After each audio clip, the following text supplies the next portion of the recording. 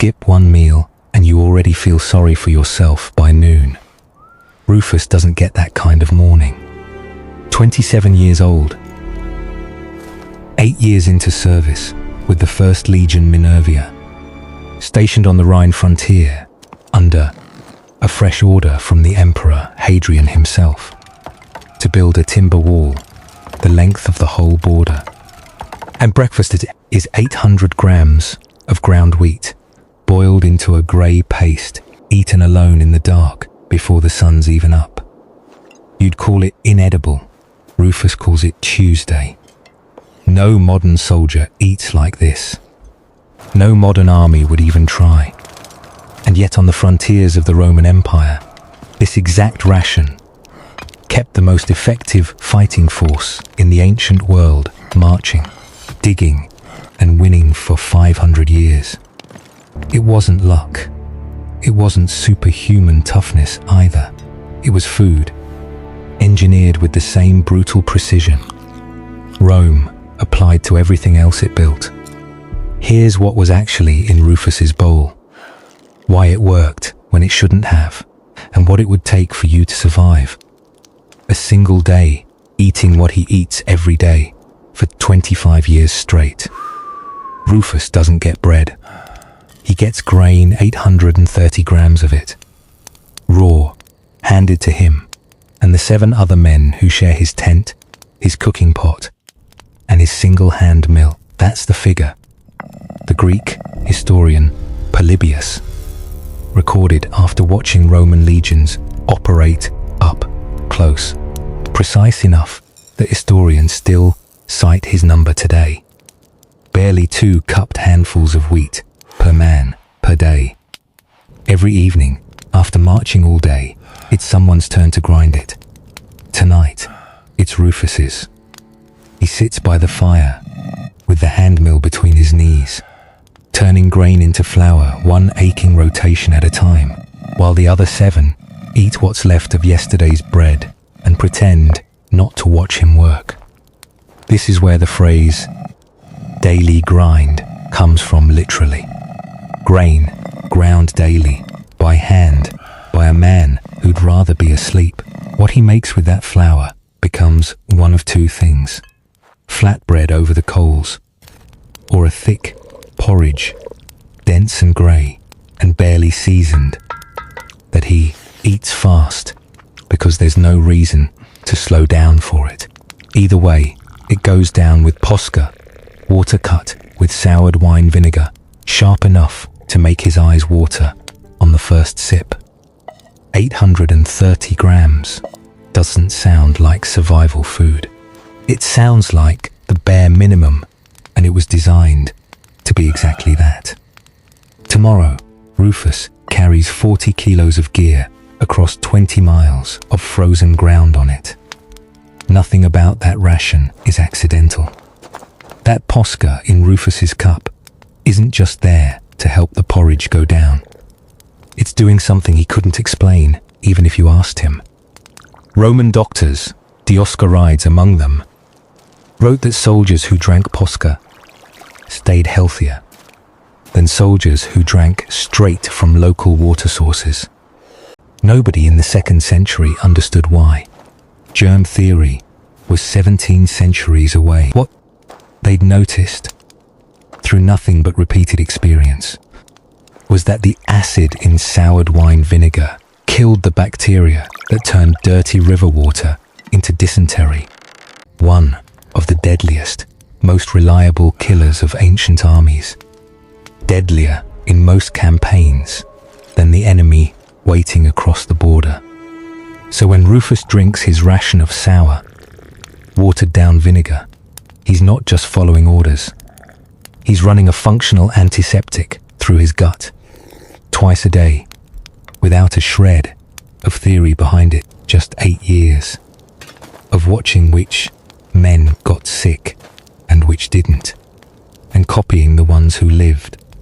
Here's the part worth pausing on: the taste. By every surviving account, sat somewhere between weak wine and salad dressing left out too long. Soldiers called it refreshing. Civilians who could afford better called it what poor men drink. And centuries later, according to the Gospels, it was Posca, a sponge soaked in sour wine, that a Roman soldier lifted to a dying man's lips at Golgotha. Not cruelty, most likely. Just standard issue hydration handed to the one person on that hill who still needed it. It's easy to imagine Posca as a punishment. It was closer to the closest thing the ancient world had to a vaccines. Now picture Rufus with the gear on. 40 kilos of it, armor, weapons, entrenching tools. 5 days of grain, all strapped to one man. About to march 20 miles on a frozen road along the Rhine, in a wind that cuts through wool like it isn't there. The river's icing at the edges this time of year. Thin sheets creeping out from the bank. And a man who goes down on that ice under a full pack doesn't always get back up in time for it to matter. That effort burns roughly 4,000 to 5,000 calories a day by modern estimates for a soldier under full load. Rufus's ration, that 830 grams of wheat, works out to somewhere around 3,200 to 3,500 calories. At best. That's not close. That's a daily shortfall. The Roman army simply accepted as the cost of moving fast and light. Here's the part that should stop you. Rufus doesn't survive that gap by accident. He was 19 when he joined, and he spent years training before anyone handed him a real campaign. Years of his body learning to run on less, the same way a modern endurance athlete trains to perform on depleted glycogen reserves rather than a full tank. 8 years in, his body has adapted to a deficit that would put you on the ground in a single afternoon. His muscles learned to burn slow-release energy from grain efficiently. Yours haven't had to. Drop you into Rufus's boots tomorrow, gear and all, with none of those 8 years behind you, and your legs would fail, long before your stomach did. Your body would still be looking for the meal it's used to somewhere around hour 2. Here's the strange part. Give a soldier better food today, and the problem doesn't disappear. It just changes shape. 20 centuries is after men like Rufus shouldered their packs. The US Army built combat rations that were nutritionally close to perfect. Full calories, balanced macronutrients, none of the deficit Roman quartermasters had to accept. And soldiers still left food untouched in the field, at rates high enough that researchers ran formal studies to find out why. The answer wasn't taste, and it wasn't nutrition. It was repetition, eating the same well-designed meal too many times. In a row measurably killed appetite, a documented effect researchers came to call menu fatigue. Feed a soldier the same perfectly balanced ration for 2 straight weeks, and consumption drops even. As the food stays exactly as good as it was on day 1, the fix the modern army eventually landed on wasn't more nutrition. It was forced variety, enough distinct meal options, rotated through often enough that no single flavor repeated on a soldier often enough to wear him down. Rufus never had that problem, because Rufus never had the option of leaving food untouched. There was nothing else to eat, no alternative tray to reach for, no complaint that changed what showed up in the pot that night. Let me stop for a second, because everything I've told you about Rufus's plate so far comes from what Roman writers chose to write down, and writers exaggerate. Historians have agendas, and precise-sounding numbers get repeated for centuries without anyone checking them. So here's the part I actually trust more than any of it. Bones don't have an agenda. Stable isotope analysis works. by measuring the chemical signatures that decades of eating the same foods leave behind in bone collagen-specific ratios of carbon and nitrogen that shift depending on whether a diet leaned on grain, legumes, or meat. Grain-heavy diets and meat-heavy diets leave measurably different fingerprints in that collagen, and that fingerprint doesn't fade, doesn't get exaggerated for effect, and doesn't care what a historian wanted his readers to believe. It lets researchers reconstruct what a person actually ate over most of their life, centuries after death, with no ancient author's word required. Studies on skeletal remains from the Roman world, including a well-known analysis of gladiator bones from Ephesus, found the same signature the Ration records describe. A diet overwhelmingly built on wheat and barley, with meat present but rare, more guessed than staple. Ancient sources even had a nickname for those gladiators: Hordiri, barley eaters. The same self-mocking pride soldiers like Rufus carried when the Greeks called their kind porridge eaters. And the Romans wore the insult like a badge. Broader isotope surveys of imperial period skeletons across the empire, gathered under research sometimes titled simply Food for Rome, turned up the same grain-heavy baseline again and again in burials with no connection to any arena or any army at all. Two completely different kinds of evidence, one a historian's written testimony, the other a chemical signature locked inside a 2,000-year-old bone, arrive at the same number. That's not coincidence. That's confirmation from a source that had no reason to exaggerate either way. You'd expect a hungry man like Rufus to want more meat, offer his unit more meat instead of grain. And here's what would actually happen. They'd be furious. Plutarch records exactly that happening. During one of Marius's campaigns, the grain ration was cut in favor of more meat, and the men grew angry, not grateful. To a Roman soldier, a diet built around meat wasn't relief. It was what barbarians ate. Germanic tribes across the river from Rufus's own camp, Gauls, anyone outside the empire's self-image of itself. Grain, wine, and oil marked a man as Roman.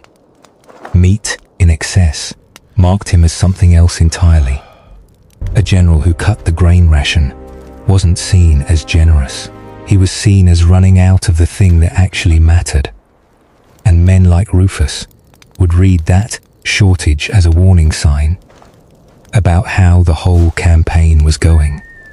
It's the same rule medieval Europe would run centuries later, just with a different grain.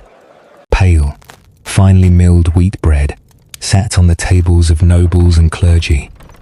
Everyone below them ate coarser, darker loaves rye. Barley, whatever cost less to mill at scale, sometimes cut with bark in the worst famine years. A noble caught regularly eating a peasant's dark loaf. Invited whispers about his standing. A peasant serving white bread above his station invited the opposite kind. The color of a man's bread told a stranger his rank before he opened his mouth. The same way Rufus's plate told you which side of the river he stood on. Different empires, different centuries, same underlying rule. When people need a fast, visible way to sort who belongs from who doesn't, food is one of the first places they reach. None of this stayed confined to men like Rufus. The same machinery Rome built to move standardized grain rations to legions scattered across an empire. Stone granaries at road junctions built to hold 2 years of supply. River barges working the Rhine and Danube. Merchant convoys hauling grain and oil from Egypt and North Africa across the Mediterranean became the backbone of the Annona, the grain dole that fed the city of Rome itself. At its height, Fresh produce Rome was here, almost certainly finest the first figs and city in human history to straight sustain from the harvest. a population past 1 million people, packed into a capital with no refrigeration and no modern transport. And it managed that only because the state had already solved the far harder problem first: feeding a mobile army in hostile territory, year-round, without fail, hundreds of kilometers from the nearest port. The physical trace of that machine is still sitting in Rome today, an entire artificial hill on the edge of the city, built from nothing but broken shipping jars, millions of them discarded one at a time by a supply operation that never really stopped. Rufus's 830 grams wasn't just what kept one soldier marching along a frozen river, scaled up, organized, and never allowed to fail. It was the prototype for keeping an entire empire's capital alive. So picture Rufus's bowl again: 830 grams of ground wheat, a cup of sour vinegar water, and whatever else the day allowed. It wasn't enough, by the numbers. It ran a deficit every single day he ate it, and it still built and sustained the most dominant military force the ancient world ever saw for 500 years. Because Rome never asked that ration to be enjoyable. It asked it to work inside a larger machine of conditioning, discipline, and logistics, built to run on exactly that little, for exactly that long. Sit down at Rufus's fire tomorrow, cold, with none of his 8 years behind you, and it wouldn't be the taste that broke you. It would be everything that ration was never designed to forgive.